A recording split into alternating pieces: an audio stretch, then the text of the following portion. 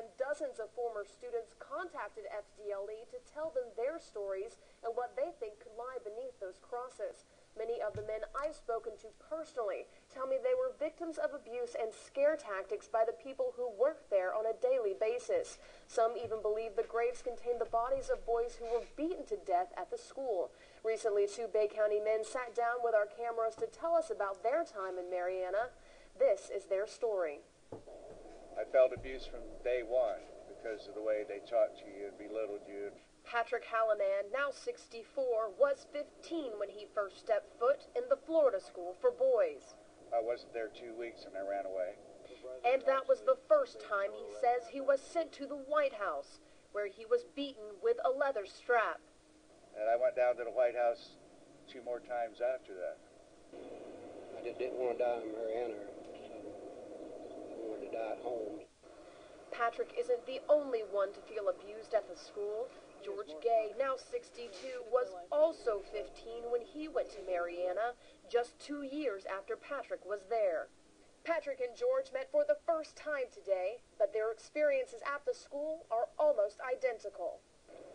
I suffered a long time after I got out there from the fear.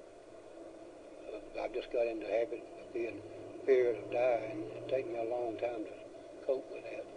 Both George and Patrick say they tried to rid their memories from the school for as long as possible. It wasn't until the investigation of the graves began those memories resurfaced. Well, I tried to forget all about it until this breaking story with the graves up at the boys' school. I blanked it out of my mind, really, until all this came up. While both men say it took them years to stop thinking about their time at the school, the incidents that took place there will always remain fresh in their minds. They recall the beatings they received from a one-armed man named Troy Tidwell. He was pretty cruel to do to kids like he did, and seemed to enjoy it. Both George and Patrick say Tidwell gave the majority of the beatings. Patrick says during his second trip to the White House, Tidwell beat him so hard he had to be carried out of the building. Do you think you could ever forgive him? Maybe if I had 15 minutes with him, maybe I could.